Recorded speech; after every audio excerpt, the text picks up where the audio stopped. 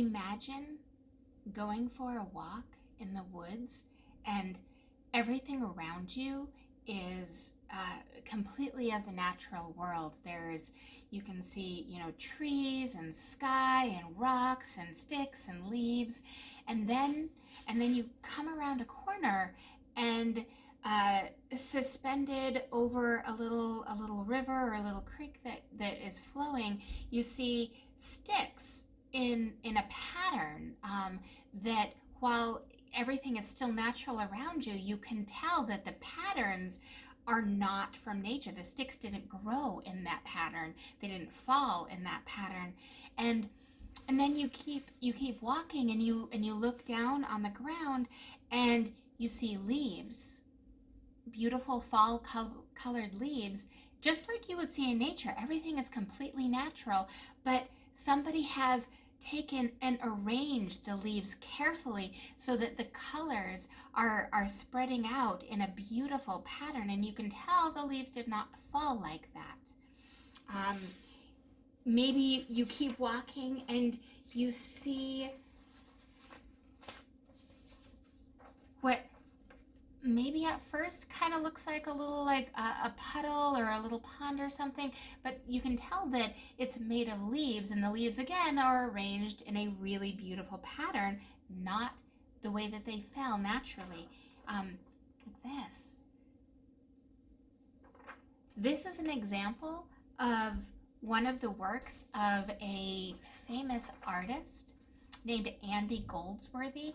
And Andy Goldsworthy, in addition to being a sculptor and a painter, he's often called a land artist or a nature artist, because he goes out into nature and he uses only things that he finds out there, and he arranges them in such a way that he creates artwork.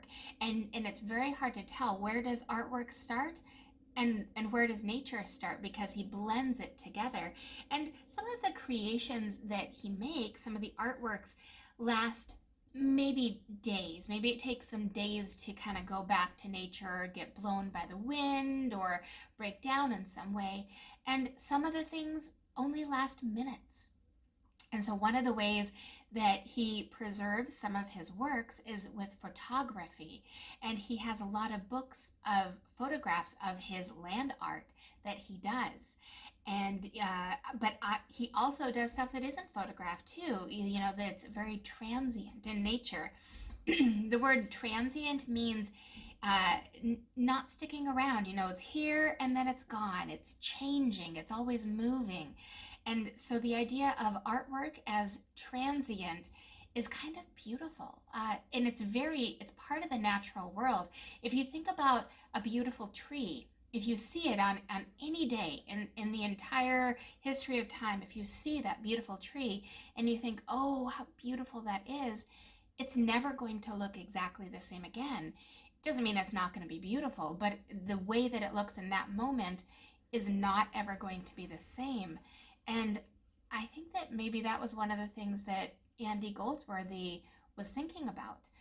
He is still alive, as far as I know, with filming of this video. He was born in England, or in the UK, and he currently lives in Scotland. And he goes out into the forests of Scotland, into the land of Scotland, and he does these beautiful artworks out of nature.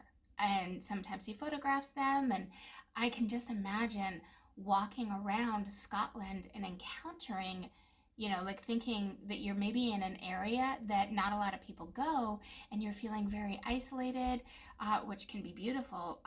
And then suddenly you come upon an artwork, a nature artwork. How cool is that? That's really a neat thing to do. So for the artwork this week, I would like you to be inspired by Andy Goldsworthy. And in your packet, you have, or in your packet for the week, you have a paper with more information about Andy Goldsworthy, so you can read about him. And you also have a whole bunch of land art challenge cards, and I didn't cut them apart for you because I wanted them to be all together, but each one of these is some sort of a, look, there's a whole bunch of them, of a challenge of something to do in nature that is like something that Andy Goldsworthy does or inspired by him. Everything from arranging rocks and sticks. This one here, the last one says, "Can you make a spiral?" And some of his artwork is very round. He does a lot with radial shapes, with round shapes. And I've also seen some of his art where he gets the natural objects to go into a spiral, which is really fun to think about encountering out there in the wild, going for a walk, and then you encounter this great big huge spiral.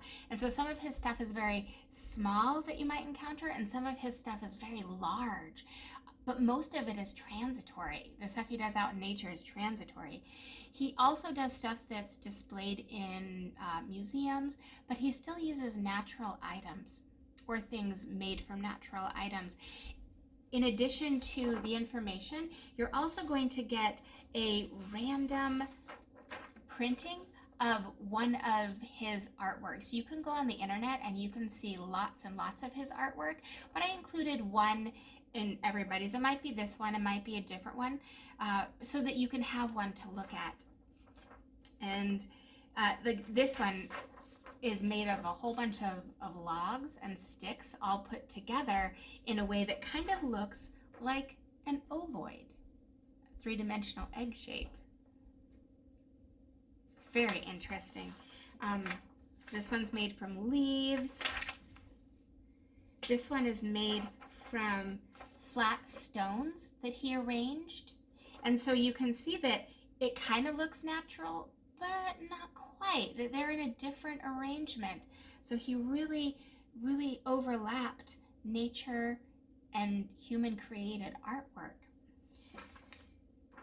This one you can see is in a studio. It's inside. There's a person sitting and looking at it, and it reminds me, and maybe this is the intention, of looking from way up high down at a river.